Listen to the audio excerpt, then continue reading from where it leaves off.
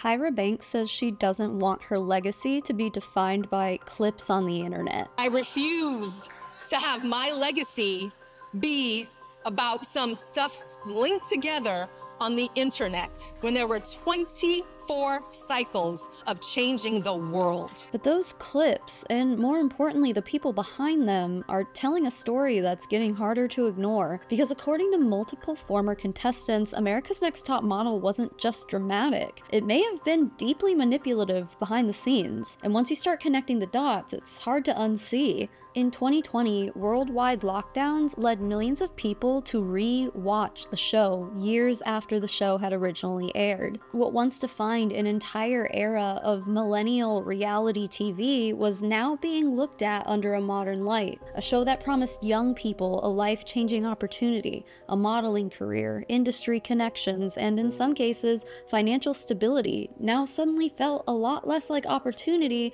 and a lot more like exploitation. And for what? So Tyra Banks could quell her own insecurities? So she could control the modeling industry, always keeping herself on top? Some might even say Tyra was straight up trying to run a cult. Okay, that last part might sound a little overdramatic, but I'm not just pulling that out of my butt. This has actually been part of the conversation. And at this point, 2 major mainstream documentaries have come out about the disaster that was America's Next Top Model. Personally, I think the Netflix documentary was Tyra thinking we're all stupid enough to think that this is what accountability looks like. And while it gave us some interesting information regarding contestants like Shandy and race-swapping photo shoots, it seemed to kind of tiptoe around a lot of the more extreme topics of conversation. I personally found a lot more transparency in the E! documentary, which not many people seem to really be talking about. But it goes beyond the mainstream documentaries because many former cast members are going off on their social media, and we're gonna break it down. Sit tight while we hear a word from our sponsor, Hungry Root. Guys, my life is a whirlwind of craziness 24/7. I'm a stay-at-home mom to a 5-year-old. I have a school-aged kid that I have to pick up and drop off every day. I work my butt off juggling mom life alongside making YouTube videos. And I'll be honest, I don't have the time to just like spend hours and hours and hours cooking for myself every day. I skip meals a lot, like not on purpose. It just happens because I'm busy. Enter Hungry Root, my lifesaver. And yes, I am an actual paying customer of Hungry Root. I love Hungry Root, and my family does too. It's more than just a meal subscription plan. They handle all of my grocery shopping as well. My kids love all their snacks, and Mama loves that those snacks are free of high fructose corn syrup, preservatives, and artificial sweeteners. And you know I love how easy Hungry Root makes literally everything. I mean, at this point, they just fill my cart for me. My husband's vegetarian, I'm not, but I still like to eat vegetarian when we have meals together, so Hungry Root is always loading my cart up with seriously amazing vegetarian num-nums. So whatever your dietary preferences are, Hungry Root has you covered. Last month I was on a camping trip and we had very spotty service and no internet. And I just so happened to get a text come through while I was out there, and it was Hungry Root telling me, oh hey, you have 24 hours to make sure that everything is how you want it in your cart. And I'm like, well, I guess I can't do that because I'm in the forest with no internet. But guess what? The box that Hungry Root curated for me, no complaints, perfect, absolutely spot on. Because Hungry Root learns what you like over time, you can just like get to the point where you don't even have to edit your cart. Hungry Root just knows what's up. I can be without internet for as long as I want, and Hungry Root will still deliver me the good groceries that it knows I like. And it's not just groceries and snacks. I also like to have my cart full of recipes that are not only delicious, but so simple. Almost every recipe I've tried from Hungry Root takes me 15 minutes or less, start to finish. Very little prep, sometimes no prep at all. Easy, simple cooking. Oh, and very little cleanup. And did I mention there's over 50,000 recipes to choose from? Yeah, I said it, 50,000. For example, I've gotten this recipe a few times. It's cilantro, lime, chicken, and bean tacos. And it's as easy as warming up some beans, lightly roasting some surprisingly delicious and flavorful pre-cooked chicken, and microwaving the tortillas. I know it doesn't sound like anything fancy, but I swear to you, these tacos are so delicious and so easy. This is my 3rd time, I think, ordering these tacos in my Hungry Root box, and it won't be the last. They're that good. You're gonna love Hungry Root as much as I do. For for a limited time, get 40% off your first order, plus get a free item in every box for life. Click the link below, or you can go to hungryroot.com and use the code Savannah Marie. That's 40% off your first box and a free item of your choice for life at hungryroot.com with the code Savannah Marie. Thank you so much, Hungry Root, for sponsoring today's video and for just being the service that you are. I love Hungry Root. You're gonna love it too, I promise. Please try it. And now with that, let's get into it. What I really appreciate about these documentaries is how we're now hearing the truth about how manipulative casting and production was on the show. It opened the conversation to show us that some of the most disturbing parts of all of this actually happens before filming even begins. It all starts with the psychological evaluations that every contestant must go through. This is actually quite common among reality shows. It sounds like the responsible thing to do, right? Well, according to Lisa D'Amato, who appeared on Cycle 5 and then came back to win the All-Star cycle years later, that win was controversial in and of itself, but we'll get to it. She says that what she revealed in her first psych evaluation was actually used against her in the making of the show. Lisa sat down for an interview with the YouTuber Sloan 2 years ago. Unfortunately, all of this isn't new information. She's been speaking out against top model and Tyra Banks for a long time now. But as much as I don't necessarily support Sloan and his content, I do appreciate this interview because it's more raw than the documentaries, and Lisa gets to speak more transparently about things. I was and beaten and all the horrible things. So when top models, when I first went on, they give you all these therapy sessions with psychologists. Like before you go onto the show? Before you go on the show. It's like 2,000 questions that you do in a day. They had me talk to 2 or 3 different psychologists. And at the time, I was like, oh my God, this is so amazing. They're also giving me therapy. Like I get to talk to somebody. Turns out that they just use all of that to use against you. Oh no, so they're like totally collecting, so it's data collection at this point. Here's my question. Wouldn't this be a blatant HIPAA violation? Because aside from like a psychologist voicing concerns about their patients possibly harming themselves or other people, or like an occasional court order here and there, HIPAA has made it a legal requirement for all health professionals to protect the privacy of their patients and to secure their personal health information. Not only that, but the American Psychological Association and other similar bodies that represent mental health professionals have very strict ethical guidelines that further extend the protection of patients and their confidentiality. Who was performing these psychological evaluations? Was it even a doctor, or was it just some production assistant? Because I don't think an actual doctor would risk losing their license over such blatant violations of the law. The person performing these evaluations hasn't been named from what I can see. If I had to guess, it wasn't an accredited professional in the field of psychology, but I can only imagine that they presented themselves that way, you know, to get the contestants to reveal their deepest fears and trauma to them. How coincidental that those traumas ended up being used against them to create good TV. Well, maybe not coincidental. I guess I prefer the word convenient.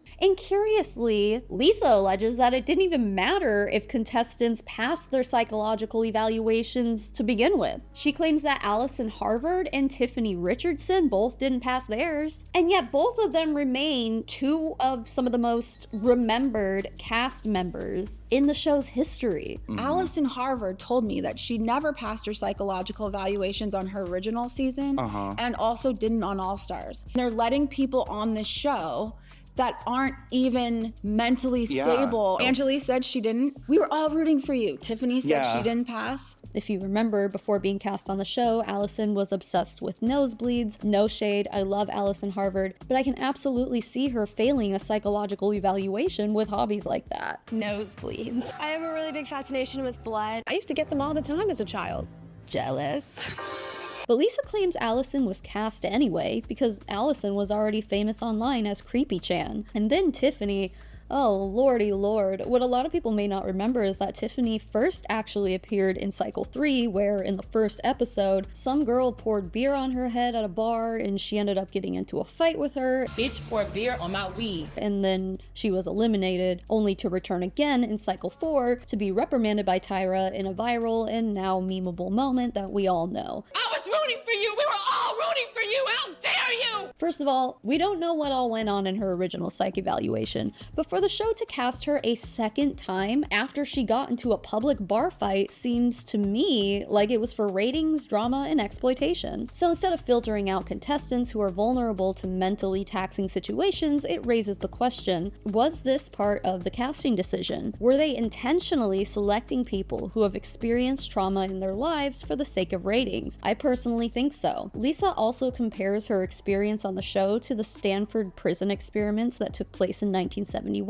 Have you ever seen the Stanford prison experiment? That is top model. This is not comparable to any other reality show. This was a psychological experiment at Stanford University where they basically randomly assigned each participant a role, either as a prisoner or a guard. Originally designed to be a 2-week-long experiment to study the effects of situational variables of participants' reactions and behaviors, the professor in charge ended the experiment after only 6 days after realizing the guards had taken things way too far. The prisoners had started to rebel against the guards, to which the guards separated the good inmates from the rebellious ones.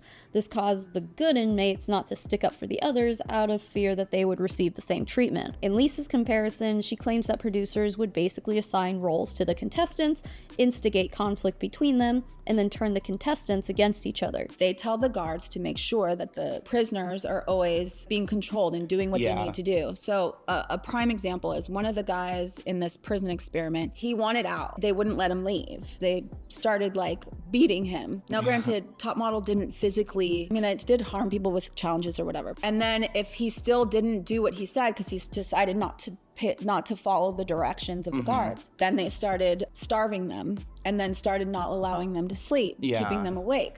And you'd think that the other prisoners would stick up for that person, but they don't, because they don't want the same treatment. The guards are kind of like the production, and they really just do whatever they're told, and there's no real... Yes, and they also get off on it too, the control. And so you see that if you ever stick up for yourself, you're just going to get abused worse. And then on top of that, they're gonna also turn the other prisoners on you by telling them that the reason why, like for instance, the guy that refused to eat and refused to follow directions, they then tell everyone that, okay, well, if he doesn't do what you want, what you guys will supposed to, suffer. now you guys are gonna suffer too.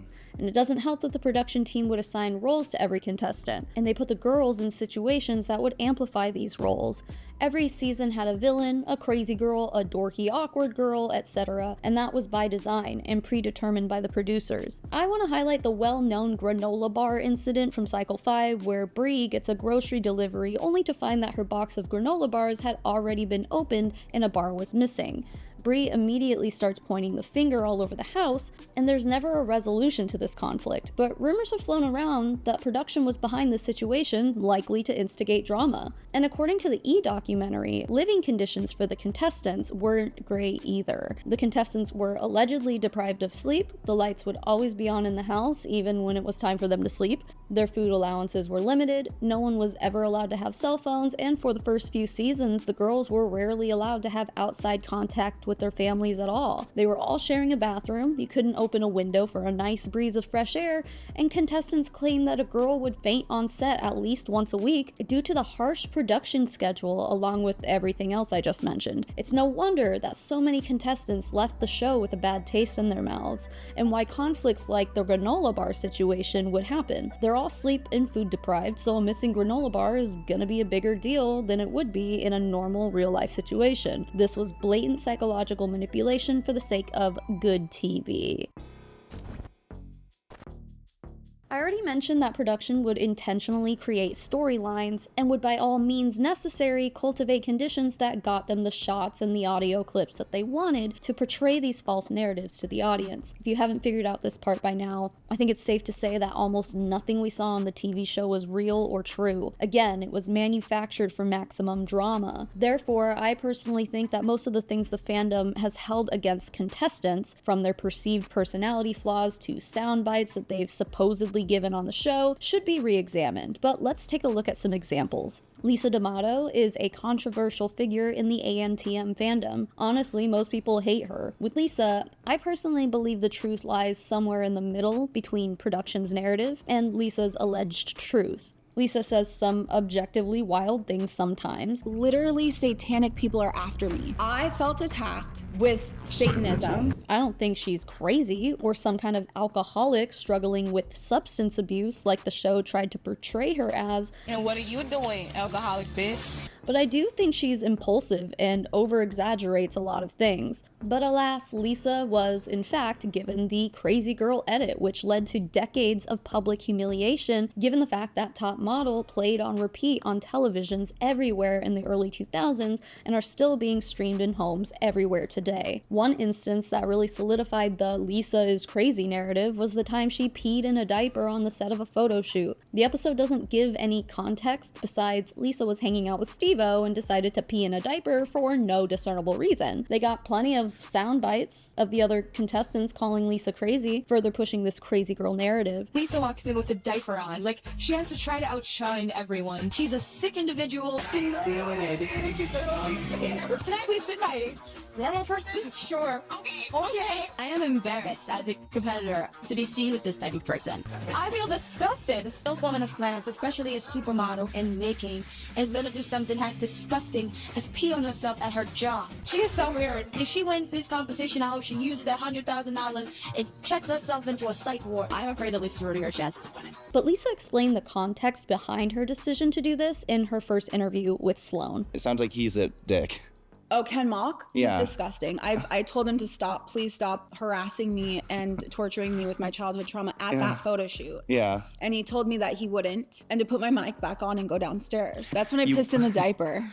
Yeah. And I did that because I wanted to piss on the show. Yeah. You know, that was my mindset, forcing me to go downstairs, go back and interact with everybody at this photo shoot.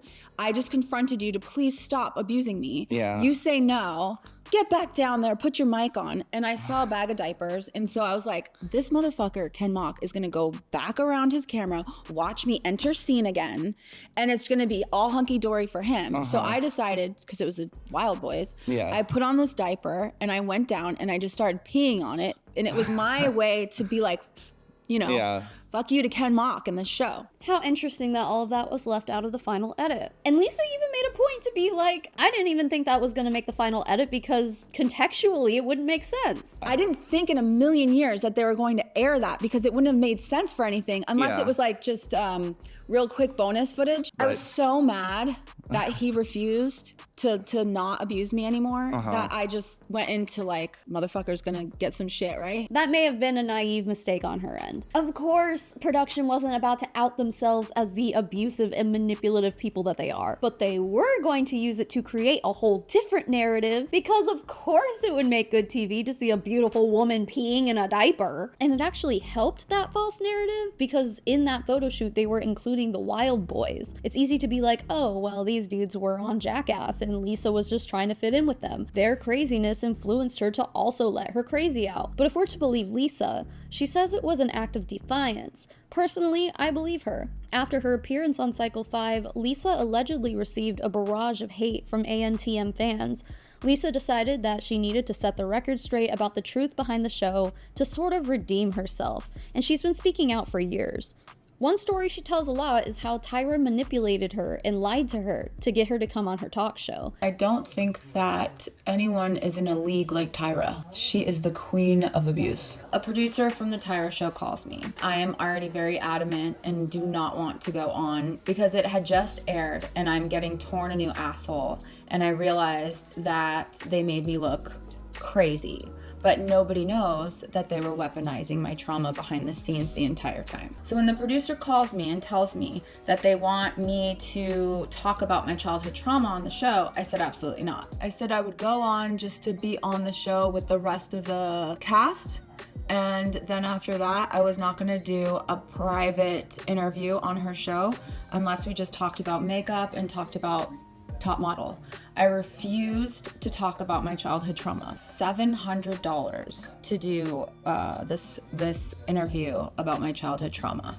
I said absolutely not. I thought that when they did the psychological evaluation that you guys were gonna like help me. I didn't think that me exposing all my trauma was gonna be used against me. A producer from Top Model calls me and says, hey Lisa, the segment for your private interview and your guys' episode for Cycle 5 reunion is coming and I wanted to talk to you about your interview. And they said, we really want you to talk about your childhood trauma. We think it's very important for you to pay it forward so that other people can learn from you. And I was like, no, I already said that I'm not going to talk about my childhood trauma on the show. And it's really offensive now that you guys keep asking me, because I'm dealing with that right now. I have not had any therapy, and Top Model airing has made my life so much worse. So no. Cut to like a week before the show is about to tape. Hey Lisa, I know you talked to like, I don't know, Mary. Now this is Tom, and we're calling from the Tyra show, and I wanted to talk to you about your private interview with Tyra. We really think it's important that you talk about your childhood trauma.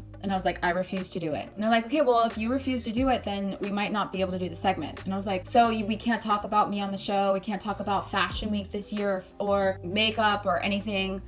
No, we really think that you need to talk about your childhood trauma. And I was like, okay, well then cancel everything. And they're like, okay, so we won't have the car come. You'll miss out on getting paid for that segment. And I was like, fine. It's the day before filming for the Tyra show. And it's like now a new person. Hey Lisa, this is another producer. We were all talking amongst ourselves, and this is Susie. And I'm just circling back with you, giving you one last try to see if you will talk about your childhood trauma with Tyra on the Tyra show. And I was like, absolutely not. This is offensive. I was like, they're like, but it films tomorrow and you can make $700. And I was like, nope, won't do it. Like, okay, so we'll cancel the car. I'm like, cancel the car. Then it's the night before. And they go, Lisa, they call me again. Lisa, we want you to know that like Tyra agrees. We won't talk about your childhood trauma, and we'll just we'll talk about fashion and makeup and like your favorite styles and Top Model, you on the show. I was like, great, that sounds great. And they're like, okay, so we'll just schedule the car to come back and we'll see you tomorrow. And I was like, great, okay. Car picks me up. I show up at the Tyra show. I see some of the other girls from my season. I say hello.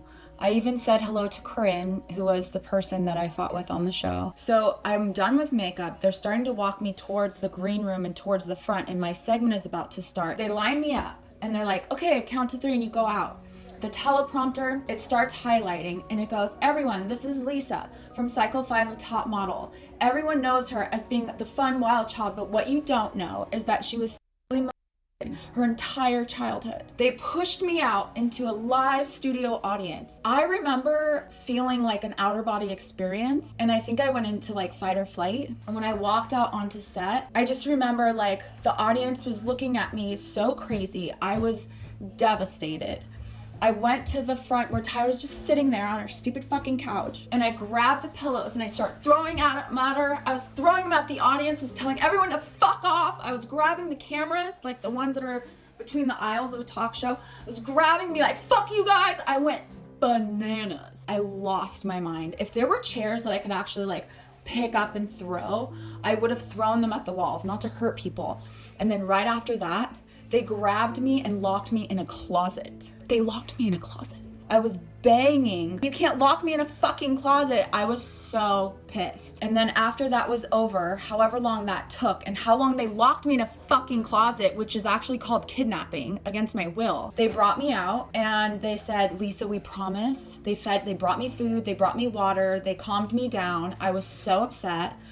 And they said, Tyra says that she will just talk to you about you on the show and like makeup and fashion. I was like, well, I've already been put through all of this, so if I say no, then I don't get the $700. So I went on, acted normal. The audience must have thought I was crazy. But then I went and just talked to her about Top Model, and then the car drove me home, and that was it. I remember I went back home to my apartment. It was like 3 o'clock like PM, and I opened a can of soup and I ate it. $700 to allow a huge talk show to exploit her childhood trauma, that is one of the most insulting things I have ever heard. A talk show that brings in millions of dollars and is hosted by an extremely successful celebrity, and you think $700 is worth it to her, let alone anyone?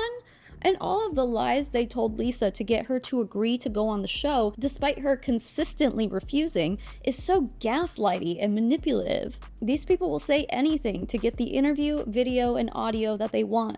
so it really calls into question how authentic the portrayal of these contestants really was on the show. And that wasn't the end for Lisa. She received an invitation to compete on the All-Stars cycle of ANTM. I had the same question that many fans of the franchise had for Lisa. If your experience on the show was so bad, then why did you return for a second season? Lisa claims it was for redemption. The reason I went back on All-Stars is because by then I had had so much therapy and I found so much love in my life that I came back for revenge and to fight for my own integrity and my own persona in the public arena and show people who I really was. And I definitely wanted to also show that nobody could ever do that to me again. And definitely no one could hurt me again the way that she had. And on All Stars 2, they lied a ton too. I was totally adamant not to go on that show, on the All Stars, but I knew that they couldn't hurt me anymore. The cycle came out years after her first appearance on the show, and Lisa claims that she wasn't booking modeling work anymore because of her negative portrayal on the show, and people really didn't want to work with reality TV stars. So she thought that since so much time had passed, and she had grown so much in her personal life, she'd go on and prove to the world that she's not the crazy person Cycle 5 portrayed her to be. Unfortunately, Lisa's time on the All-Stars cycle only led to more hate. We'll get into that in a little bit, but long story short, the top 3 of this cycle ended up being Lisa, Allison Harvard, and Angelique Preston. Originally, Angelique was named as the winner, only to have her prize taken from her due to other messed up circumstances that we'll talk about eventually here, but they ended up refilming the finale and then they gave the prize to Lisa. As I mentioned earlier, Allison had a bit of a cult following online, and I admit Allison has always been my all-time favorite ANTM contestant. I feel like she definitely should have won the All-Stars season. Doesn't matter who actually won, it's just frustrating that Allison didn't win, but that was the extent of my frustrations. Other Allison superfans, however, took their frustrations out on Lisa for being an undeserving winner who, quote-unquote, stole the win out from underneath Allison. Because of this, Lisa claims that she received threats and unfair treatment on sets after the show aired, all from people who hated Lisa because she won over Allison. I don't think it really registered because you had Allison who had this huge, ginormous fan base, and so I took her win, right? Which was, to the fans, her second loss. So her fan base just thought I stole or like fucked somebody in production to take her win. After that aired, I got so bullied beyond belief. Allison fans were putting knives to my throat, taking pictures of it. Allison's fans were actually making accounts of me with my picture, targeting other young accounts on Twitter that I sent to Top Model and sent to Allison, and nobody was doing anything. I was working on a film shoot a couple years after All Stars. I was doing this duo gymnastics move, which we were doing in the scene. She worked in the crew. I just remember being upside down, and then all of us, because I'm on her back, upside down, and all of a sudden there's so much speed. And I'm like, why is she running? You know, like I didn't know what was going on because I'm upside down. Yeah. And then before you know it, I'm trying to hold all my blood in my hands. I'm like in a puddle of blood on the floor. Now, my husband heard a boom. Yeah. So he ran. He found me by myself. She dipped. Wow. She full on left me there to die. Yeah. Like my whole face was split open. So cut to now 2020. At that time, I had never told my husband the conversation that I had with that girl.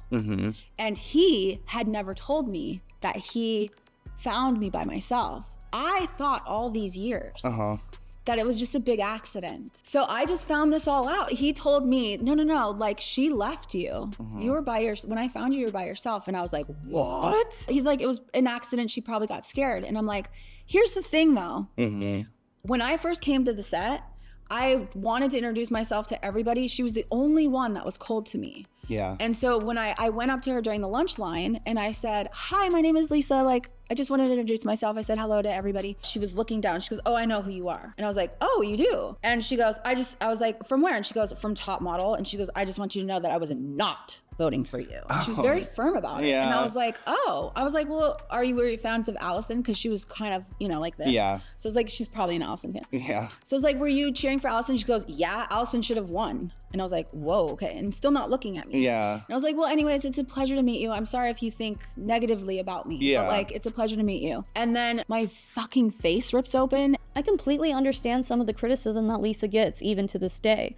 A lot of people don't like that Lisa went on a publicity stint to reclaim her tarnished reputation and ended up spilling a lot of personal details about other contestants while doing so. Others see her as a chaotic and kind of unhinged online figure. People are entitled to their opinions, and not everyone's gonna like you, but I do feel like Lisa takes a lot of hate that she doesn't deserve, especially when paired with what we know about her childhood and the traumas that she's experienced. You don't have to like Lisa, but I do feel like she deserves more grace from diehard ANTM fans. Moving on to other villainization and exploitative editing, let's talk about Ebony Haith and Kim Stolz. Ebony was on cycle 1, Kim was on cycle 5, different seasons, different people, but one very obvious commonality.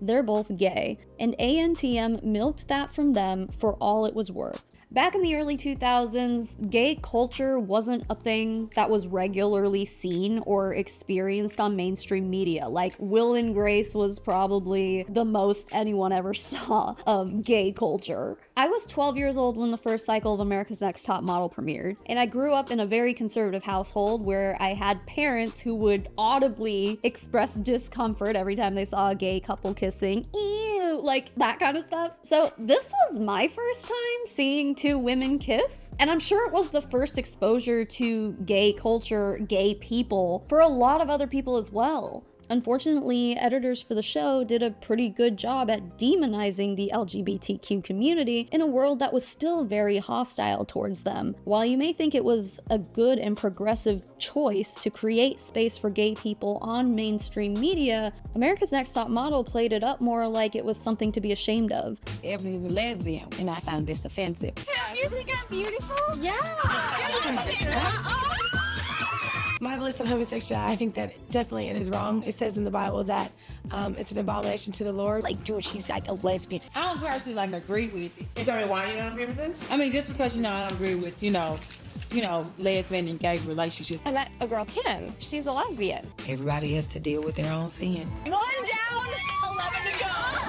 The editing Ebony received was so harmful to her personally that in the E! Documentary, she says that she was getting bombarded with calls from churches all over the country harassing her and telling her to return to the Lord. I don't understand how churches got my number. Regardless of the show's edit, she probably would have gotten those calls anyway. But because of the way the show portrayed her, I believe it did more harm than good to the LGBTQ community. Similarly, Kim received an edit that portrayed her as someone who was kind of predatory on other women. Almost every time she's featured on the show, her sexual orientation is highlighted, as if it's the only interesting thing about her. She also had a sort of flirtmance with another contestant named Sarah, and of course they ended up being in the bottom 2 together, with Sarah being eliminated. But you know they did this on purpose to make this an emotional elimination for that ratings boost. Kim was also given the villain edit, and yeah, she had some pretty harsh things to say. Nick is sane, but a little boring. Then we got Lisa, alcoholic, and Jayla. Alcoholic and insane though. Yeah, well, Lisa's insane anyway. Jayla, ugly, annoying, bad joke deliverer. But after hearing all that, you have to recognize that this is probably selective editing. Did she say those things? Yes. Did other girls probably say equally awful things that ended up on the cutting room floor? Definitely. I want to move along to Angelique Preston. As I mentioned earlier, she was the original winner of the All-Star cycle, only to have her win taken from her. Her top model story is very upsetting to me as a longtime fan of the show. She got the kind of rough around the edges edit, and I don't want to say the word that starts with a G because it's been co-opted by racists to describe black people, and it's part of the aggressive black woman stereotype that I find reprehensible. But that word has been used a lot to describe Angelique's portrayal on the show. Like many others who were also cast to be on the show, Angelique came from a background of poverty, being regularly faced with struggling to make ends meet and falling into survival mode. The classic America's Next Top Model diamond in the rough narrative for sure, something the production team loves to exploit.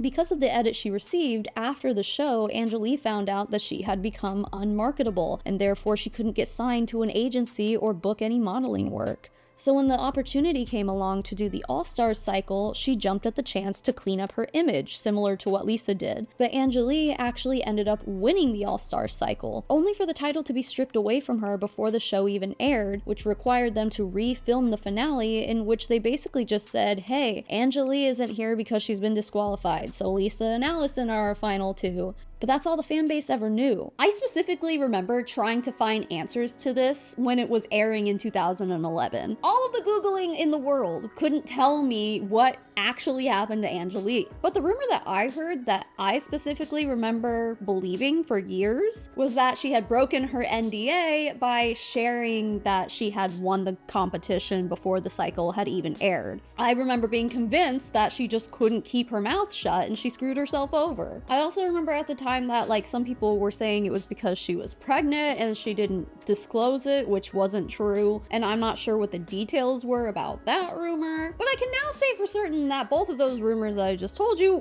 were not true. The truth was, Angelique had been a victim of what sounds to me to be sex trafficking in her past. Producers knew about this before filming, but still allowed her to compete anyway, telling Angelique to take this opportunity and run with it. But when she won, the grand prize was a CoverGirl contract. And one thing we know now, thanks to Janice Dickinson, is that CoverGirl has to approve of the winner. I experienced being on that show, being conned, thinking that I was actually helping judge a TV franchise, that actually my say had any input, but it really didn't. You see, because CoverGirl are the people that choose the model. Right. Not any of the judges, not what Tyra says. It's who CoverGirl thinks should win each season. So allegedly, when CoverGirl learned that Angelique had been involved in sex work, they didn't want her name and face involved with their brand, and they forced production to pick a new winner. Angelique's edit directly resulted in her being unmarketable in the eyes of industry professionals,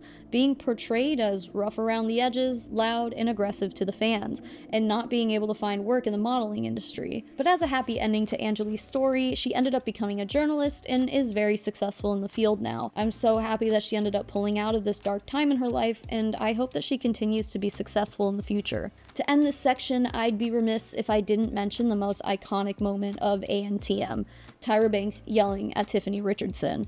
I won't bore you with the entire clip, we've all seen it before, and it's a very well-known and widely circulated meme at this point. But the reason I'm mentioning it in this section is, again, because of selective editing and manipulating the narrative. Jay Manuel, the show's regular creative director for photoshoots, has been seen in interviews saying that in the room, Tyra said some things that he would never repeat, and he claims that a lot of that screaming match got cut out. Even with the infamous Tiffany scene, people love to dissect that scene to death.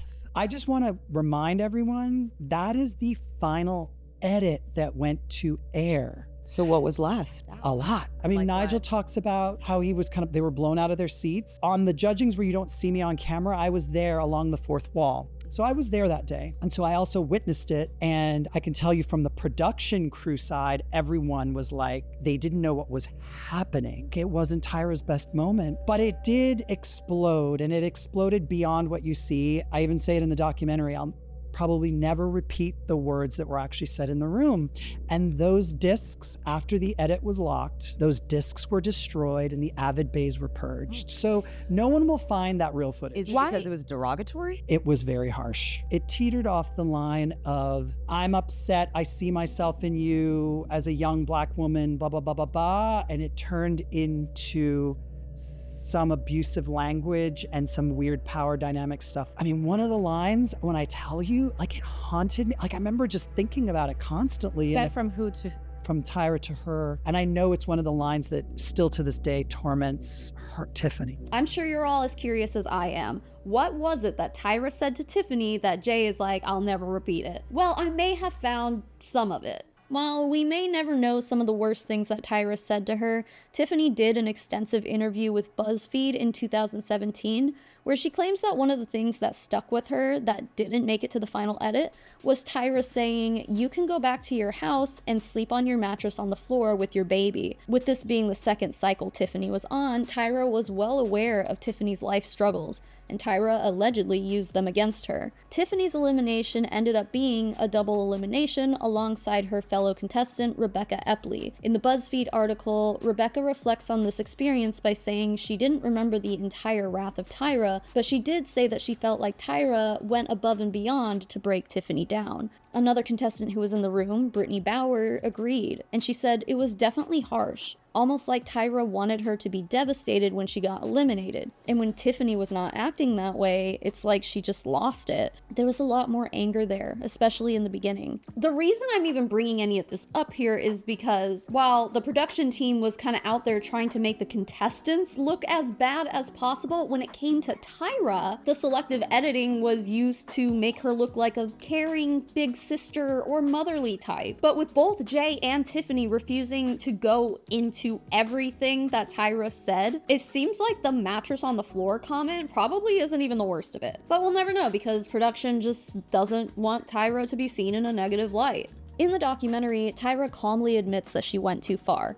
Well, yes, Tyra, you obviously did. It was unnecessary to go off like that, especially since Tyra was viewed as a sort of god to aspiring models back in the early 2000s. There was a definite power dynamic here in this situation that Tyra abused, and she knew she was doing it. She knew Tiffany and the other girls looked up to her, and she exploited it by betraying the trust that they had in her. But after watching the documentary, Tiffany seemed to have quite the response of her own. I'm not exactly sure where this was all posted. I mean, obviously Instagram, but I'm not sure like where she posted it. I don't know if it was a comment on one of her posts, because she went and deleted all of her posts while I was researching this video, by the way. I don't know if this was like a comment posted on someone else's post. I'm not sure. But Tiffany went off on Tyra. She made sure to tag her multiple times. She said, "Hold up, Tyra Banks. Let's keep it cute. You are one lying ass, tired ass bitch. You know how you treated me the whole time off and on camera. You were a bully. You treated me like shit and said the nastiest things about me and my son.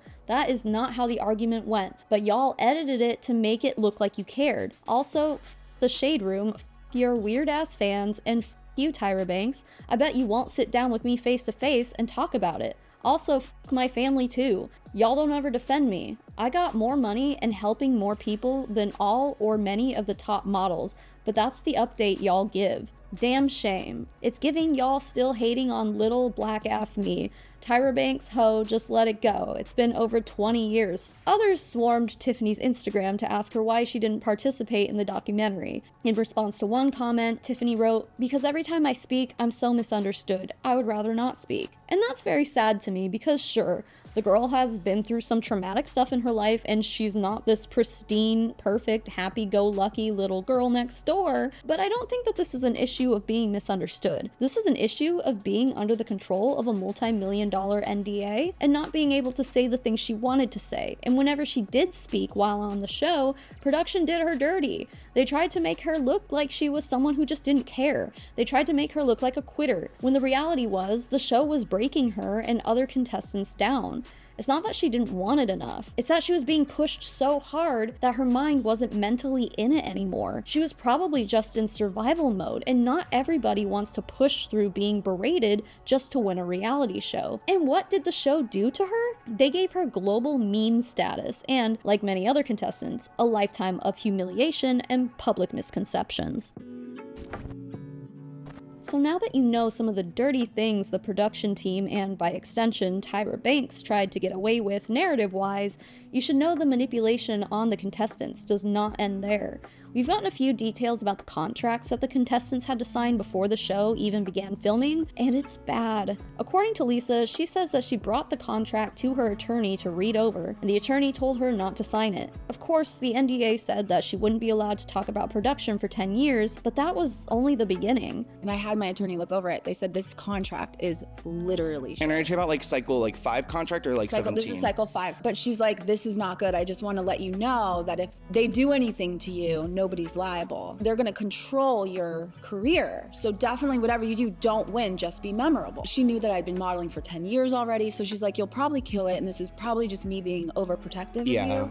But I'm just letting you know that this is the shittiest contract I've ever seen in my life. Don't win or else is not exactly the thing that you would expect to hear after reading the contract for a reality TV show. As I've mentioned before, none of this ANTM exposed stuff is necessarily new. I found this video from 2019 where the runner-up on the last cycle of the show, Gina, rants for over an hour. She posted this only a year and a half after her cycle aired, so she was still well within the 10-year window of silence. But she explained that the contract said that if she broke it, they would sue her for $5.4 million. I definitely breached my contract. The contract agreement is $5.4 million if you speak out against the contract. I did. However, the things that I said weren't name dropping and things like that. It was actually things that could put them in some serious trouble and have some serious repercussions for them. Did they end up doing this? Obviously not, because she also appeared in the recent E! documentary, so clearly she's not afraid of these people. But Sarah Hartshorn said that the production would drill it into their heads that if they broke their contracts, they would, quote, garnish their wages for the rest of their lives, to the point where they even told the contestants that not only would they sue them personally, but if they couldn't meet that $5 million fine in their lifetime, they would continue suing every generation that came after them until that $5 million was fulfilled. Children, grandchildren, great-grandchildren. Doesn't matter. Production was going to sue them all. Obviously, they've not lived up to that promise. As far as I know, they haven't sued a single contestant. But the fact that this was the messaging that they were constantly repeating to the girls is just yet another manipulation tactic. None of these girls were millionaires. None of them could afford to be sued for $5 million. In fact, most of them went on the show to find their way out of poverty. The crew knew this, so they used it against them to scare them into silence. After Adrienne Curry won Cycle 1, she says that she waited for a few months to receive her grand prize of $100,000, but that wasn't the actual prize. The actual prize was a $100,000 contract with Revlon, meaning for 1 year, Revlon was required to hire Adrienne for $100,000 worth of work. And it wasn't the work that she expected. They had her doing pop-up in-person events, not really anything in print. And the contract basically said Revlon could stop giving her work for any reason. Today, it's well known that many reality shows will give contestants stipends for the time spent on the show. All America's Next Top Model gave these girls was around $37 a day for food. That was it. No stipends, no actual pay for being on set for 14 hours a day. And what probably surprises no one is that none of the models received residuals while networks were playing reruns of the show on repeat for 2 decades. You know who did and still is collecting those residuals? Tyra. Yeah, the woman who already made a fortune as the creator and face of the show has gotten to sit back and get paid for years, while the girls who actually made the show got nothing except exposure. But exposure doesn't pay the bills. Tyra is living, breathing capitalism in human form. She has made her fortune off of the work of hundreds of unsuspecting people who thought that they were signing up for their ticket to a better life, when all it did was line Tyra's pockets. Joanna, the winner of Cycle 2, also said that after the show, she had to make a lot of unpaid appearances, and she was broke the entire time after the show, despite all the fame and attention. She was forced to relocate to New York City, the most unaffordable place in the world, where her agency rarely booked her for anything due to that reality TV stigma. But afterwards, Joanna seemed to find pretty consistent work as a model and TV personality. The same cannot be said for other contestants and winners. For example, Renee. The ANTM fandom knows this woman well.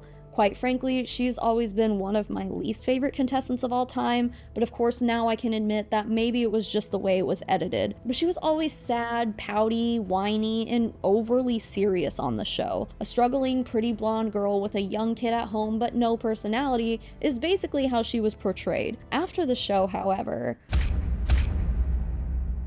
fans were shocked when these mugshots hit the internet. Renee made it to 3rd place on her cycle, so she got a lot of screen time on the show. She's a very well-known contestant in the fandom, but after the show, Renee was homeless, living in her car with her then 2 children. She later was arrested on drug and weapon charges, breaking and entering, theft, and more. She was sentenced to 12 years in prison. She only ended up serving 5 of those years due to good behavior, but while she was in prison, she did an interview with ABC News from behind bars in 2015. She talks about how the show really built her up to have extremely high expectations, only to end up being a huge letdown. Let's just take a look at, just for America's Next Top Model, and let's not look at any other reality TV competition. How many of those girls do you see working today?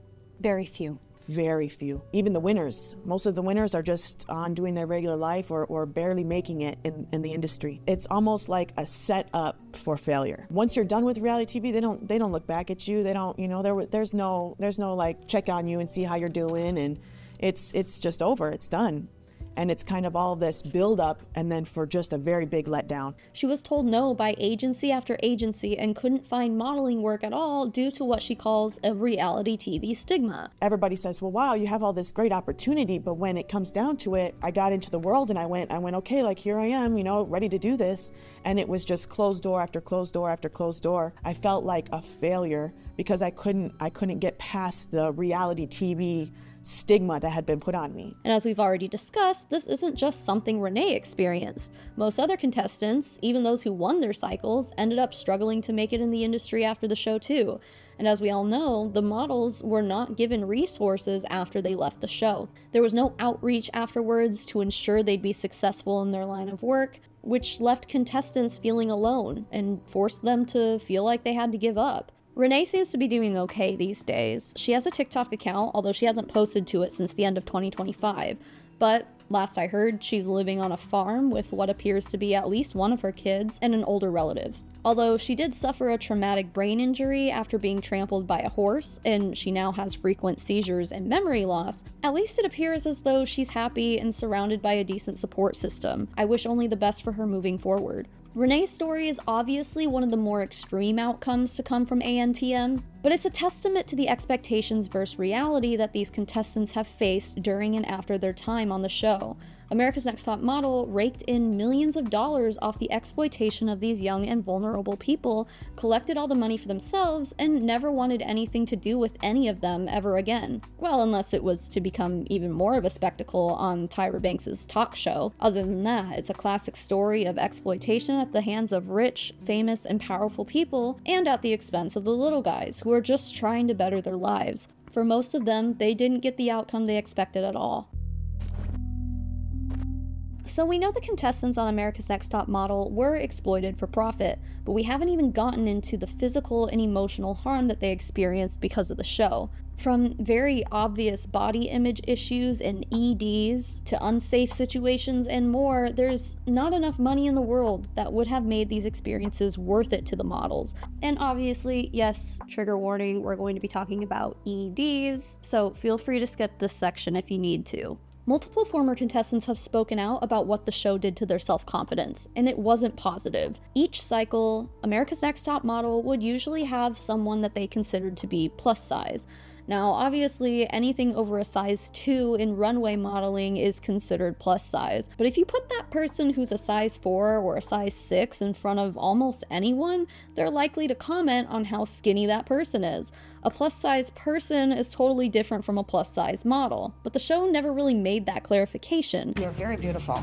I think you have a gorgeous face, and this is size 10. A size 10 we wouldn't use for the runway. So usually runway is 2. Obviously, I'm discriminated against because I'm not a size 2. And I think that led to the entire millennial generation and some older generations as well having body image issues, and their confidence was forever affected, myself included.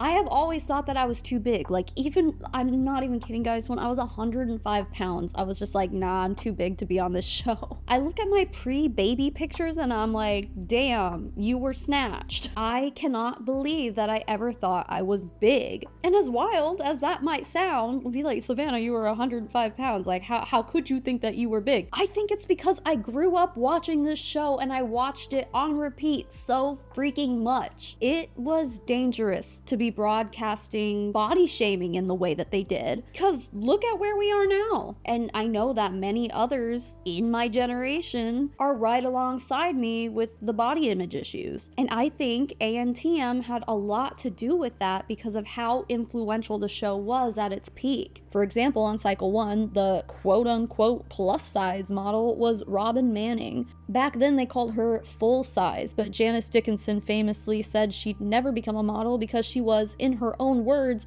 fat and huge. Robin, first of all, is too old to be starting model. She's huge. She's not going to be a top model. She won't. That's the reality. Her car toppling company. The reality is, Robin was objectively skinny, but in a recent interview, Robin says that she never watched any other seasons after her own, and she really didn't want to watch the Netflix documentary because now, even over 20 years later, it's still triggering to her. I never watched another season after mine, and now I know why. Because it's just like when I watched the documentary, it was very triggering. So triggering in what way? Our first challenge was that swimsuit one, I believe. That's when I kind of figured out where this stuff was going to go. They wanted to try to hide my curves or things of that nature. So I was getting frustrated because I'm like, why? Do you know that like once I got off the show, like one of my first shoots was with Janice Dickinson. I knew that. So she was on me for my weight and my age. You know, I just had to take it. You succumbed to the body shaming and all of that, even though you weren't overweight by the standards of most people. The hurt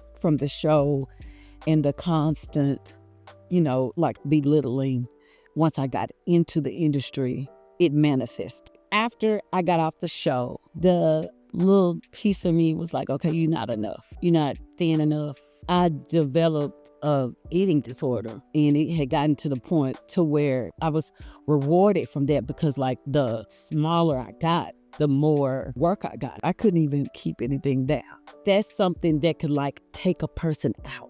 So it's heartbreaking to see a woman with what most of us would consider to be a perfect body be led to an ED because of all the comments about her weight on the show. And this wasn't just Robin's experience, it happened to many others. Kenya is another well-known example. Her entire storyline on cycle 4 revolved around her weight. The judges constantly told her she needed to suck it in, she needed to watch what she ate. They had to do a lot of body work on you and retouching. If you're sporting a gut, then you turn to the side and disguise it. Tyra at one point told her that if she wants a burger, she should take the bread off. I think it's all about choices, Kenya. He can get a burger and take the bread off. And then the editors really screwed Kenya over because they would play clips of her eating all the time. They would zoom into her plates of food with crumbs left over, suggesting that, wow, how irresponsible of her to eat an entire plate of food. One photo shoot had each model portraying one of the 7 deadly sins, and guess what Kenya was assigned? Yeah, gluttony. They had her posing with a donut, dude. In another photo shoot, the girls were being dressed as different animals. Kenya was assigned an elephant. 3 years ago, Kenya appeared in a YouTube video rewatching one of her episodes, and she opened up about her struggles with weight during and after the show. I felt like I'm still really slim. I genuinely felt like maybe I have gained a little bit and maybe there's a very minor difference, but they really kind of shamed me like I had gained 50 pounds. That's what it kind of felt like. And then at that age, which I was either 18 or 19, my weight has never been an issue. Anytime I would eat after them bringing that up, I just felt like there were extra eyes on me. I have to eat. Yeah. I can't help that in this moment, Tyra brought in pasta. But then she talks about, And you know, then the it's like, choices. you know, the choices, and it's like, but I'm not in the real world with regular choices. If I haven't eaten all day and we're filming a TV show and we go to a restaurant, I'm not ordering a salad. I'm hungry. Yeah. I'm hungry for some meat or, you know, for something a little bit more substantial. I did not have the discipline so that I can be even skinnier than I already was. I just had this belief that I was already skinny, and if I want to eat more, then I'm just going to eat more. I can go and eat that if I want to, because my body's not going to change. So that's what I was used to forever. And then being in this stressful situation, that kind of changed. That was the first time ever that I had weight gain, which is why I couldn't really watch other seasons of the show, because I could tell from editing that this was not how it really went down. And in the E! Documentary, Kenya even says that she received countless messages from girls telling her that they developed an ED after watching the show. The show was reckless and honestly didn't care about who they hurt and how they hurt them. They cared about raking in all that money, and they didn't care who they had to hurt to get it in their pockets. Joanna ended up saying in the documentary that after the show, she had actually developed what she calls a workout disorder, where she was essentially addicted to exercising. She said she would track her calories for the day, and then would often work out enough to burn off every calorie she had eaten that day in order to remain as small as possible. This led to her not having a menstrual cycle for 2 years. The body image that the modeling industry, and by extension America's Next Top Model, held to high standards was clearly an extremely unhealthy one. And then Sarah Hartshorn also said that she found herself in a kind of industry limbo because she was cast on the show as a plus-size model. Throughout her time on the show, though, the judges would regularly say that she was too small to be plus-size, but too big to be a regular runway model, leaving her confused when she left the show. But she does say she ended up finding plus-size model work for a few years, only to quit and pursue stand-up comedy, media production, and even published a book, so that's a happy ending on her end. There's a ton of other contestants who have also been put through the ringer about their weight. I personally remember London from Cycle 12, who was constantly being berated for her supposed weight gain during filming. What I didn't realize is that before she was on the show, she had been in recovery from an ED, and production knew about this. She told the Daily Mail that she relapsed while on the show, but production put her on bathroom watch so she couldn't, we'll say, empty her stomach contents. So she would just binge eat for comfort without the expulsion. This is what led to her rapid weight gain. She told the Daily Mail, "The stress of the show really brought out the condition. Just the stress of being on there, comparing myself to these other women, all the stress of not sleeping was building up, so I started to have that switch in my brain. Well, I'm gonna eat for comfort or to self-soothe." And I also recall that in her elimination photo, she was wrapped in a microphone cord that was clearly being used to hide her body, which obviously was unnecessary, but that's yet another theme we see time and time again with this show. The judging panel focused on London's weight the entire season, and then they sent her home because of it. You can tell me honestly, she gained a lot of weight, and this is not subtle weight gain. This is a professional. Her ED was literally exploited. Overall, my experience was traumatic. I felt manipulated by production when it came to the questions they asked. This all sounds too familiar, doesn't it? Production putting their own desires over the well-being of the contestants. Classic. Moving on from the topic of EDs, I do have to issue yet another trigger warning here because now we're going to be talking about, let's say, unwanted physical contact. I'm just trying to stick to this platform's guidelines here, but I think you all know what I mean, so feel free to skip this part if you need to. I'm not going to go into precise detail about what happened to Shandy because it's truly just a disgusting and exploitative story that angers me to no end. And it's also probably the most controversial thing to come out of the Netflix documentary, so I'm sure everyone has at least heard of it. This platform doesn't take kindly to topics like that, but long story short, Shandy had a boyfriend back at home. While on the show, a bunch of men came to the model's apartment.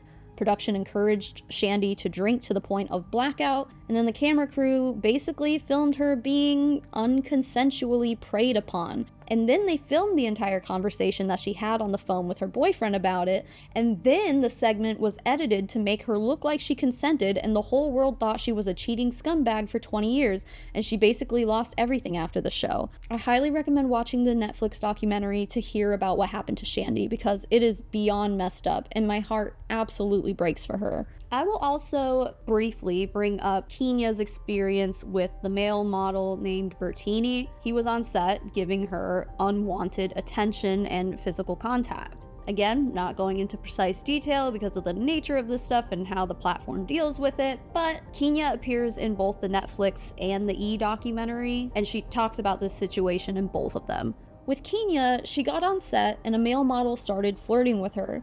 She was playful at first, but from what we saw, she never actually showed any interest in the man beyond on-set conversation. He asked her for a massage and she was like, "Oh no, sorry, you gotta get into makeup, bye." And during the photo shoot, Kenya began to feel uncomfortable because he was grunting and moaning in her ear, touching her thighs. And according to Kenya, Bertini was aroused and it was being rubbed on her. Kenya stopped the photo shoot. Jay Manuel insisted that she finish the shoot and keep it professional, and then during judging, Tyra basically said, "Oh, you should have just made a playful little joke to him to get him to stop." Tyra, Men like Bertini think that if you're not like aggressively saying no, if you're just like being playful about it and making a joke, they think that you're into it. Bertini clearly had no problem with overstepping someone's boundaries and being unprofessional at a photo shoot at the expense of Kenya's comfort. And the show did nothing to protect her. Instead, they dismissed her concerns. They were like, oh, there's 50 people on set right now. Nothing's gonna happen. I mean, stuff clearly was happening, and they just tried to make her feel terrible for stopping the shoot, saying that she was uncomfortable, and then they gave her kind of like a drama queen diva edit. I will say that now we know Jay expressed remorse about how he handled the situation. He says that the edit made him look like he was rolling his eyes, but really he was looking to the production team for direction on how they would like him to handle the situation. Still though, he has some regrets and he wishes he had done things differently. So with Kenya, that I would definitely handle differently. And I know how I really struggled with, and I say it's people pleasing. Other people, including psychologists, have said it's more like fawning. At that period, I was trying to just make sure everyone was happy, but I wish I could have drawn a clearer boundary. I wish I would have pushed back on production and said, hey, who's bothering you? Let's remove him from the equation. Let's do this shot without him, even though we shot the other 3 girls with the same 3 guys.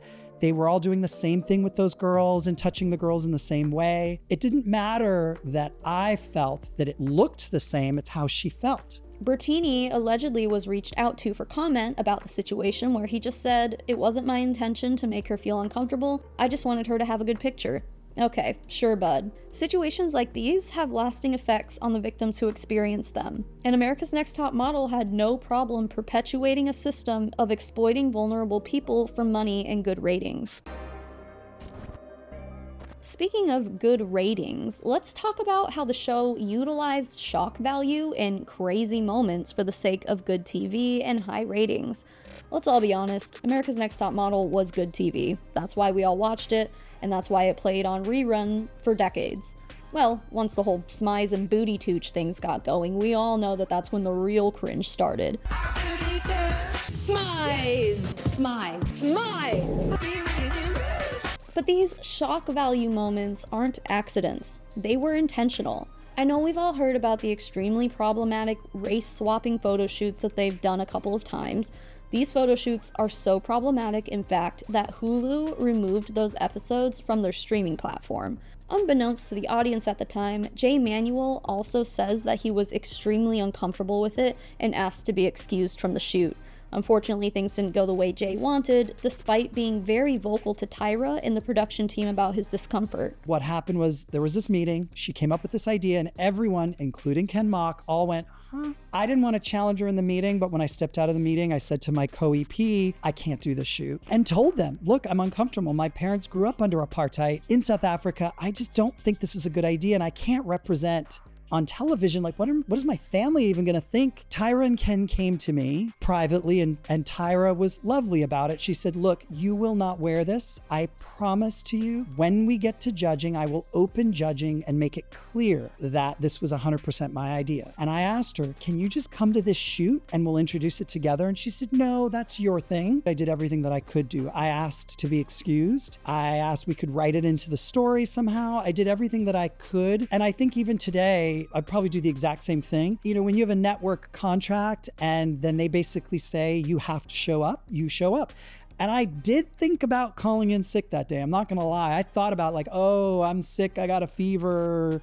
But I knew they wouldn't believe it. And I just thought, oh, I'm not gonna play that game. So I just went. My entire life and career, that clip of me on camera alone, including this Netflix documentary trailer, shows a clip of me alone saying we are going to switch your ethnicities. And nobody plays the clip of Tyra 9 minutes later in broadcast saying this was 100% my idea. But man, let's talk about those makeover episodes of Henny. Those were always my favorite episodes in every cycle. And while most girls ended up walking out looking good, if not better than they did before, there were always a few girls that would end up in tears over a big chop. It was almost as if the girls had expressed how much they loved their long hair and how they didn't want to cut it all off, only to end up with a pixie cut.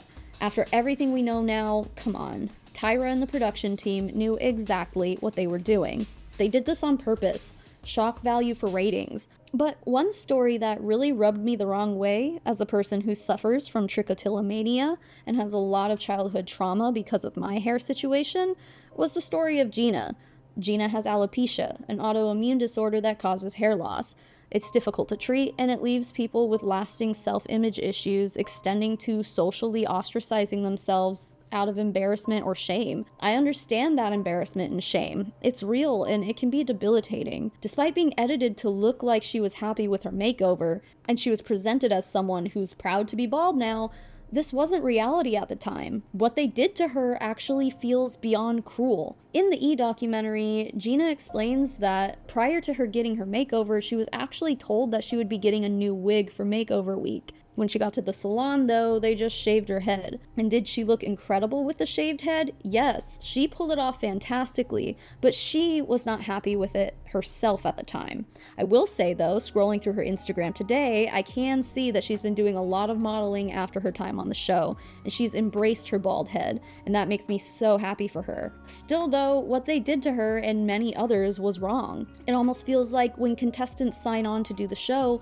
they also sign away their own bodily autonomy. While usually the models have a chance to say no, the power dynamics at play, alongside the promise that they're gonna find success in the industry if they just go along with everything they tell them to do, makes it an unethical and manipulative form of control. So, what was Tyra's role in all this? Sure, she was the creator and host, but she was also an executive producer alongside Ken Mock. Tyra Banks was not just the face and personality behind America's Next Top Model. She had a very heavy hand in everything from casting decisions, judge selection, and the final edited product, meaning she also played a role in controlling the narrative as well. Multiple people have called out Tyra over the years. One of the loudest dissenting voices was none other than Janice Dickinson. I actually already uploaded a video going through Janice Dickinson's bizarre Instagram meltdown when met with criticism of her role on the show, and she's certainly no angel, and she's contributed significantly to some contestants developing self-esteem issues and EDs. But when Janice Dickinson calls someone a stone-cold bitch, it must be pretty bad. Janice claims that when she was approached for the show, she was hired to be the Simon Cowell of the panel, meaning that they wanted her to be the harsh one with no filter and someone who would regularly give negative critiques. Well, Janice Dickinson is no Simon Cowell. Simon Cowell at least had moments of kindness for the people he was judging. Janice, on the other hand... They're all fat.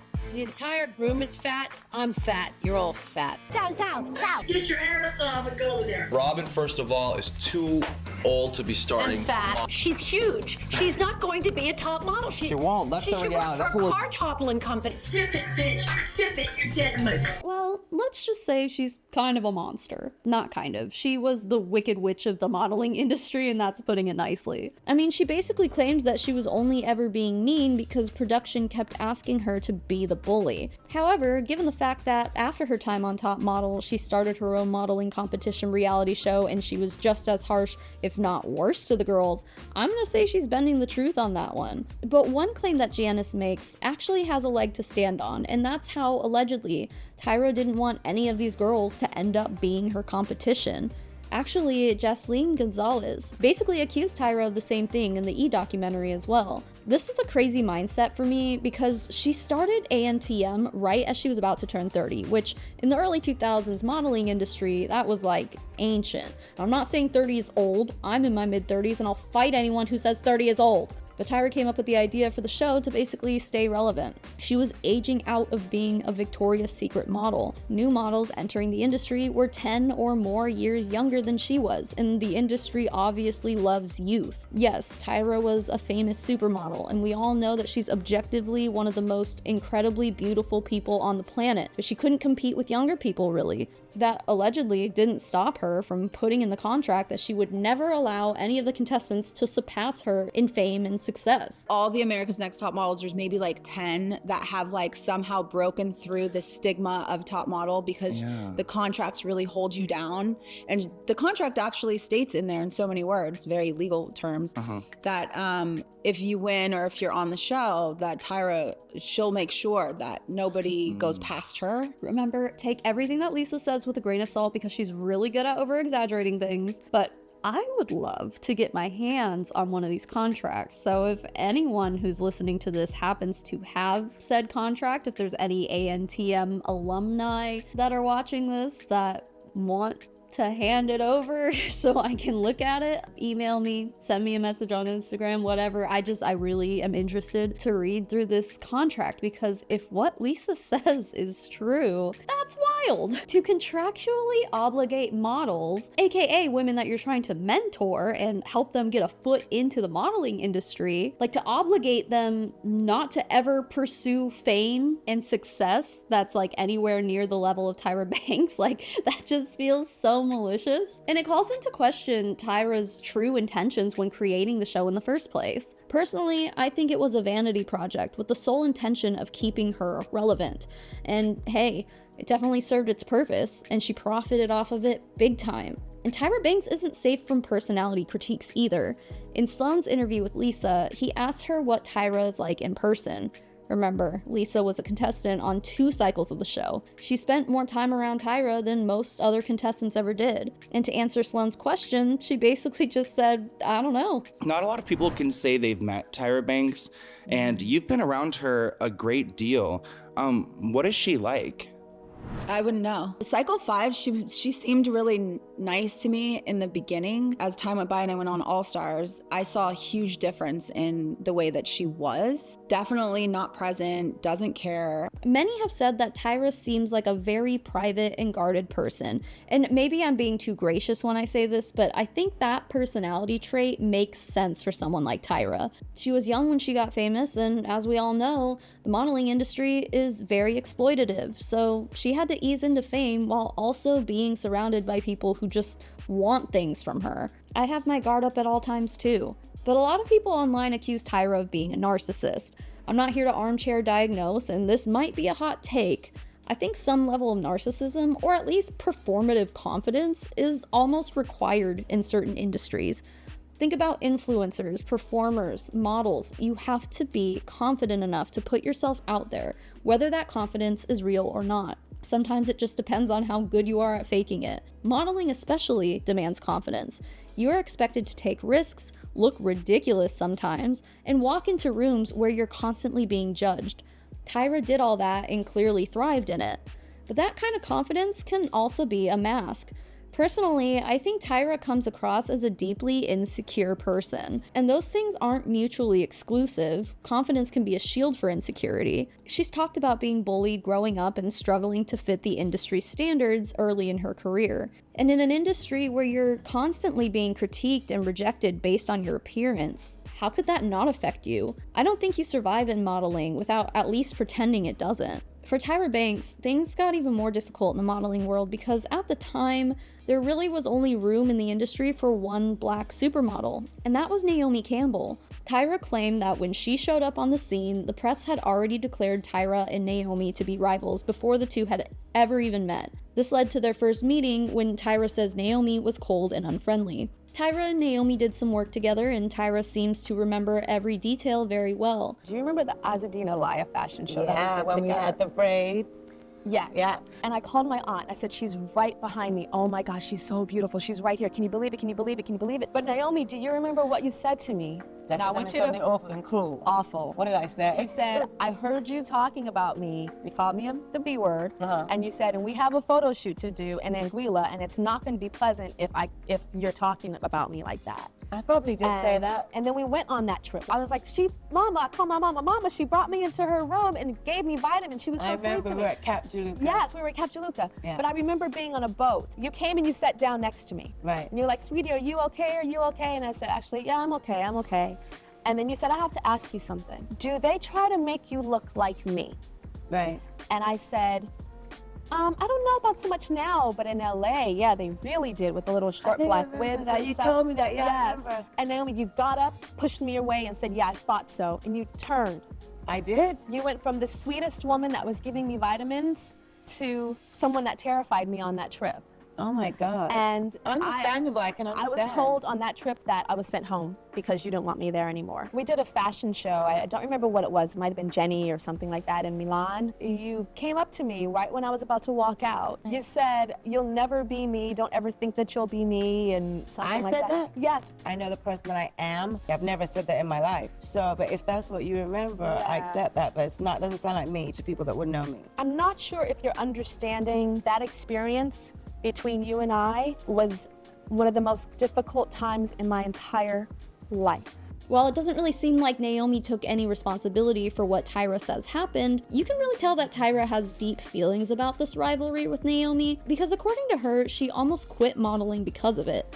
She also says the rivalry was part of the reason why she started ANTM in the first place, because she was sick of always being compared to Naomi Campbell. She wanted to redefine what the industry sees as beautiful. I think Tyra did, and still does, carry a lot of insecurities because of that rivalry. And while she maybe did originally start ANTM with good intentions, I think it slowly shifted into a vanity project for Tyra, where she began projecting her own insecurities onto the contestants, perhaps to make her feel better about herself. Whatever she felt in the past, whatever things were being said to her, she was now saying to other people, and it made her feel powerful and in control, and it helped her move past the pain that she was holding on to for years. Unfortunately, what I'm perceiving here to be Tyra's form of healing actually ended up harming the people who looked up to her the most, the contestants. Janice makes a point that I do want to touch on, and that's how she believes that Tyra was harder on the black models on ANTM than anyone else due to some strange kind of internalized racism. Instead of trying to squash the racist standards set for black women in the modeling industry,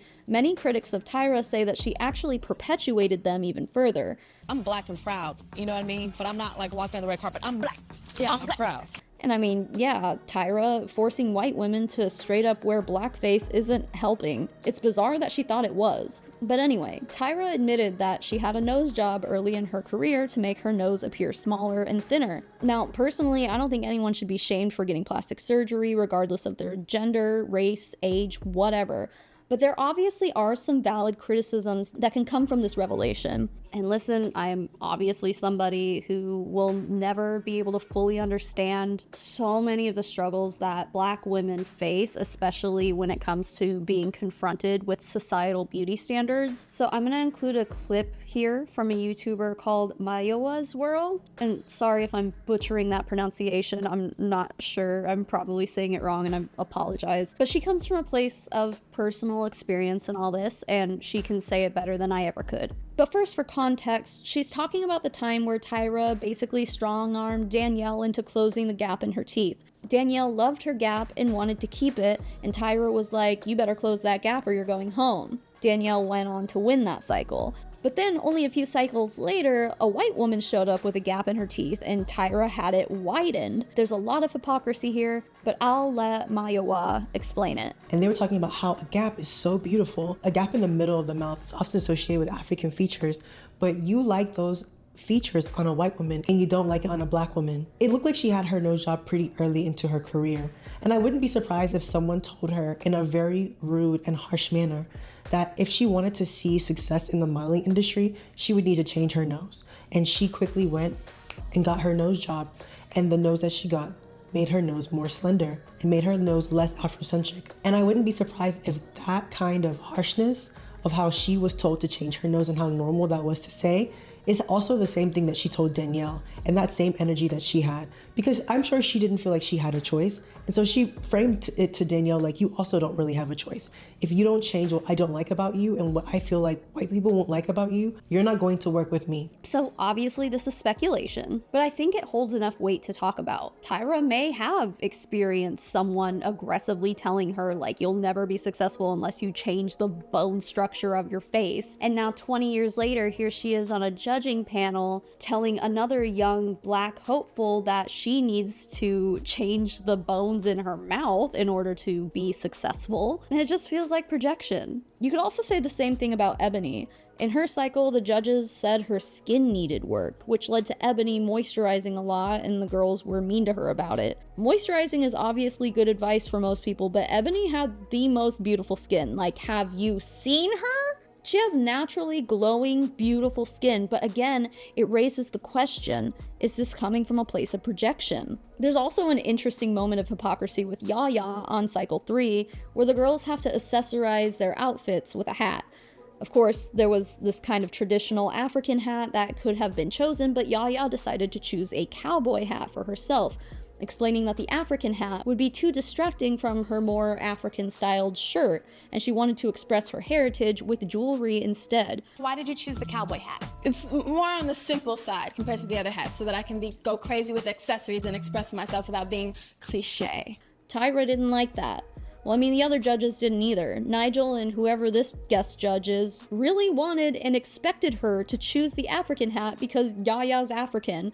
And never mind Nole Marin telling her that she looks like she's about to ride a giraffe. Yaya, you're, I feel, half African, half cowgirl. Looks like you're about to ride a giraffe. Tyra ended up telling her that her appearance is not amazing and that she needs to be more glamorous and less natural. Yaya, this picture is stunning. I mean, this is amazing. But what's not amazing is your appearance. Think a little bit more glamour as opposed to natural. In her photo from that week, her hair was styled. It wasn't natural at all. Tyra literally sat up there and told her that her African heritage didn't have a place in the modeling industry and that she needed to tone it down. I'm sorry, but how could you not think that if she had chosen that hat, it would have further accentuated her African heritage? And oh, then she told Yaya that she needed to apologize to the hat. You need to apologize to the fake kente cloth African hat. You're insulting the person that chose that hat. It was very insulting. So in this example, not only do we see Tyra projecting her own internalized racism onto Yaya, but she's also being hypocritical about it at the same time. Do you want her to embrace her African heritage, or do you want her to hide it? Talk about confusing advice, dude. Today, though, in general, natural beauty is embraced far more than it's ever been. In the early 2000s, the show criticized many girls who were too proud of their heritage and ethnicity. When you compare Tyra's criticisms next to Tyra herself, it's pretty clear that she has a bit of internalized racism that she's holding onto within herself and projecting onto younger black models. Again, Tyra may have started off meaning well, but there are too many examples of her reinforcing harmful beauty standards that once held her down in the modeling industry as well. An industry that she originally wanted to change was now simply being bolstered instead. Nobody realized it at the time, but the impact America's Next Top Model had on these contestants didn't end when the cameras stopped rolling, or after their original premiere on TV, or even 20 years after their original air date for that matter. The show had a lasting, long-term impact on these people. Of course, no one could have predicted the technology we have today where all of these shows are just out there for anyone to watch, rewind, fast forward, and play on repeat. But such technological advancement has only greatly intensified the negative impact that contestants faced. To be someone like Lisa, who gets online every day and is bombarded by so much hate, and then she tries to go work and she's confronted by fans of another contestant, her public identity was damaged irrevocably by ANTM, and Lisa will have to endure that for the rest of her life. Even after the documentaries have aired, Reddit, social media, even Lisa's own public comment sections are still getting hate. It probably will never stop. But what kind of impact do you think that can make on someone's mental health? I mean, quite frankly, if you feel so inclined to go write a hate comment somewhere, I can think of so many other people more deserving than a contestant of an old reality TV show. Staying on the topic of Lisa, she's a great example for her career prospects being damaged too. According to her, she had been a working model before she was even cast for the show. She was making decent money, she had an agency, she was booking consistent work, but once the TV show aired, suddenly she couldn't work anymore. That reality TV show stigma had tainted her image, so she ended up focusing on other things. She started pursuing music, she became a mom, and she even went on Shark Tank and got an offer.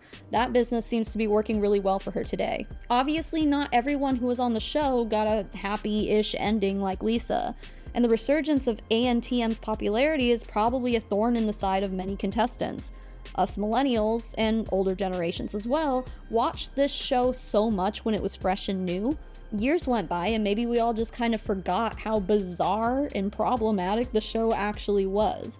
But But thanks to Gen Z being bored during lockdown in 2020, we all got to hear a brand new perspective from a new audience watching the show for the first time, which encouraged longtime fans of the franchise to re-examine it. And it's a testament to show how times truly have changed. It's not an excuse, but more of a relic from a time where reality TV was the Wild West. There were no standards for how to ethically produce a reality TV show. People like Tyra Banks and Ken Mock were setting the standards. And things that were normalized then are no longer acceptable to society now. So I've kind of been setting this whole video up to be able to have a conversation about the allegations that America's Next Top Model was a cult. This claim is almost exclusively coming from Sarah Hartshorn. In the E! Documentary, she mentions that she read the book Cultish by Amanda Montell. Sarah says that the book made her realize that, in her opinion, America's Next Top Model was a straight-up cult. Now, as someone who has researched cults for years, and that's just because cults and multi-level marketing companies overlap a lot, I do side-eye this claim a little bit. I haven't read Cultish, so I can't speak on the author's framing, but I prefer to use the BITE model that was developed by the cult expert Stephen Hassan.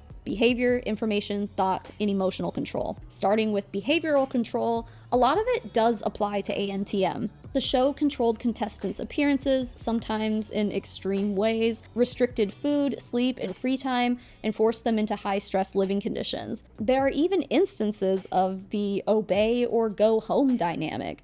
The only part I'm unsure about here is dependence. I guess you could argue that some contestants relied on winning to escape financial hardship, but that might be a stretch. With information control, it's more mixed. Contestants had limited outside contact and had to give up their phones, but that's pretty standard for reality TV even today. It's more about preventing leaks than controlling beliefs. That said, they were allegedly only allowed to speak to each other when the cameras were rolling, which is definitely controlling.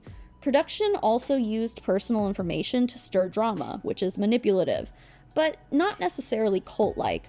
I would say this information control section is about 50-50. For thought control, there are some elements, like attempts to shape contestants' identities, but overall it doesn't fully fit. There wasn't really an us versus them mentality or forced ideology. If anything, the show encouraged conflict, and its messaging about conformity wasn't consistent. And finally, emotional control. Again, kind of 50-50. You could argue that there was pressure not to question authority. Specifically, I think the Tiffany vs. Tyra screaming match was an example of Tyra not being happy with the emotions that Tiffany was feeling, which caused Tyra to snap the way she did. The show often tore contestants down and then built them back up with love bombing, which is a classic manipulation tactic. But they didn't consistently restrict emotions or create fear-based control in the way that actual cults do. So overall, while ANTM definitely used manipulation and control tactics, I don't think it cleanly fits the definition of a cult, at least not by the standards of the BITE model. You know what I think it more closely aligns with? A multi-million-dollar scam. Hopefuls flocked to casting events thinking that they were gonna have guaranteed success if they made it onto the show, and that they'd become rich and famous overnight if they won. However, the reality was far different. They were thrown into a system of exploitation for the sake of money and amusement, rather than actually trying to help the contestants have a fruitful career in the modeling industry. Instead of Tyra being a mentor who would use her connections in the industry to promote the people on her show, it became a vanity project to keep Tyra Banks relevant. It was also a way for Tyra to air out her own insecurities and comfort herself by sticking those insecurities onto the people who looked up to her the most. Tyra Banks wasn't a wannabe cult leader. She was, in my opinion, a scam artist. And honestly, I think that's only made more clear when you find out that she actually ran her own MLM for a while. MLMs are blatant scams in and of themselves. I mean, maybe you could say that she was leading a cult in that regard, but not in regards to ANTM. Because ultimately, the people who went on the show went willingly, because the show promised them something that it couldn't deliver. That's the literal definition of a scam, not a cult. And the contestants were free to leave the show whenever they wanted. Whenever that happened, it was treated like shock value that contributed to higher ratings, so they weren't dedicated to forcing the contestants to stay. Long story short, I think the allegations of America's Next Top Model being a cult are shaky at best, but I do think Tyra Banks is a scam artist in more ways than one. We're coming up on the end here, and I just want to leave you with a few thoughts. First of all, at what point was Tyra willing to draw the line on the show? We saw her manipulate so many people. Many contestants were physically or mentally harmed. Some of the photo shoots depicted dangerous stereotypes or glorified things like EDs, racism, and even murder. America's Next Top Model was not a modeling competition. It was exploitation designed as opportunity, and it preyed on some very vulnerable people. Tyra expressed desire to be in control of her own legacy. Has she finally lost control of it? What will she do next? Because what we all know about Tyra is that she's obsessed with holding on to her fame, power, and influence. There's no way she's just gonna lay down and take it. But the end of the Netflix documentary hints that the show will be making a comeback for a 25th cycle. We'll see how that goes, but my expectations are in the depths of hell at this point. I hope she takes all the criticism that she's been getting and learns from it, and then applies it to the production of the 25th cycle. The contestants at least deserve that. And that is all I have for you guys this time. Thank you so much for being here. If you made it to the end of this video, I have been working on it nonstop for like a month. So I really appreciate you sitting here to watch all of it. To end this video, I just want to say thank you to a few people. First of all, thank you Hungry Root for sponsoring today's video. Don't forget, go to hungryroot.com, use the code Savannah Marie, get 40% off your first box, plus a free item for life. Again, I love Hungry Root. I pay for it myself. Like, it is a fantastic service, and I think you're really gonna love it too. Also, I'd like to thank my patrons and my members, guys. The list of names I'm about to read off are my financial supporters. They get access to things like our private Discord server. We have a postcard club, early access to new videos whenever I'm able to provide that, and sometimes even more than that. So if anything like that sounds good to you, you can go to patreon.com/Savannah Marie, or you can click the join button beneath this video to join my YouTube memberships. Just whatever platform you want to join on works for me if it works for you. So with that, the biggest thank you in the whole wide world goes to Hula Chowdown, Jacqueline Nutton, Leanne, Kessie Drew, Maddie Darley, Ray, Caroline Reed, Sinead Maria Venus, R. Marie 10, Love to Be Evil, Nicole Hensley, Wendy Irons, Luciana Valiente, Emily from Kansas, Hannah Moe, Alex Offbeat, Liz Sahu, Aaron Adler, LaSalle Story, Fluffy Duck Butt 24 Elaine, Ferd Turgerson Esquire, Just Mark, Alice Wagner, Fallon Harris, and Emion. And to the rest of my financial supporters, thank you so much for being here and being you. And even if you're not a financial supporter, thanks for making it to the end of this video. Like I said, YouTube loves watch time. I've been working on this video so long. It means a lot to me that you're here. Hype points, if you think of it, if you haven't forgotten, or if you haven't clicked off yet, please to hype points, please. Those help a lot if you have the option to do that. And with that, I'll see you guys next time. Bye.